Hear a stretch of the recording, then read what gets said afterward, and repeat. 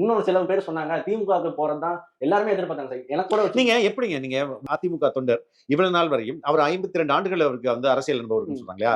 அந்த 52 ஆண்டுகளும் கலைஞர் ஒழிக, ஸ்டாலின் ஒழிக, உதயநிதி ஸ்டாலின் ஒழிக, திமுக ஒழிக அப்படின்னு கோஷம் போட்டுட்டு திடீர்னு போயிட்டு திமுக வாழ்க, ஸ்டாலின் வாழ்க, உதயநிதி வாழ்கன்னு சொல்ல முடியுமா அவரால? எந்த லாயலிஸ்டாலையும் சொல்ல முடியாதுல்ல. ஒண்ணு அவர் வந்துட்டு ஏடிஎம்கேல அவர் அனுப்பிச்சிட்டாங்க, அதுக்கு மாற்றா திமுக போய் சேர்றதுக்கு அவர் மனசாட்சி இடம் கொடுக்கல. இவ்வளவு நாள் நமக்கு அரசியல் எதிரின்னு நம்ம ஒர்க் பண்ணிட்டு இன்னைக்கு போய் அவங்கள்ட்ட எப்படி நம்ம இருக்க முடியும்? அவருக்கே ஒத்துக்க முடியல. அவருக்கு அதுதான் சொல்றேன், அவருக்கு அது அவருடைய மனசு அதை ஏற்கவில்லை. அதனால அவர் என்ன பண்றாரு? ஒண்ணு. ரெண்டாவது, இந்த 2 கட்சிகளுமே மக்களுக்கு வந்து பிடிக்கல, வெறுப்பு வந்துருச்சு. ஃபியூச்சர் இஸ் தாவேகா அப்படின்னு அந்த பிரஸ் மீட்லயே சொல்றாரு.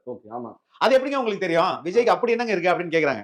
அப்பதான் அவர் மீடியாவை கோட் பண்றாரு. ஏற்கனவே நம்ம இந்த மீடியாவில் உள்ள நம்பர் தான் ஒரு மிகப்பெரிய விஜய்க்கு சப்போர்ட் இருக்குன்னு நான் சொல்லியிருந்தேன். மிகப்பெரிய ஆதரவு இல்லைன்னா எதுக்கு அவர் காலையில இருந்து வீட்டுல கிளம்பும் போதே நீங்க காட்டுறீங்க, பிளைட் ஏறும்போது காட்டுறீங்க, இந்த வந்துட்டாரு எதுக்கு காட்டுறீங்க, 15 நாள் எதுக்கு காட்டுறீங்க அப்படின்றது கேள்வி முன்வைக்கிறார். அப்ப எதிர்காலம் வந்து தாவேகா அப்படின்றத அவர் உணர்ந்துகிறார். இதனால அங்க போய் சேர்றாரு. அதே மாதிரி தாவேகாவும் அவருக்கு மீது எந்த பின்புலமும் இல்ல. அவருக்கு ஒரு மிகப்பெரிய முதிர்ச்சி இருக்குது. அதே போல அதிமுகவுல சாதாரண மனிதரா இல்ல, ஓரளவுக்கு கேபினட் மினிஸ்டரா இருந்தவர். அப்ப அவருடைய அனுபவமும் முதிர்ச்சியும் நமக்கு பயன்படும் அவங்க பயன்படுத்திக்கிறாங்க. இது வந்து ஒரு வின் வின் சிச்சுவேஷன்.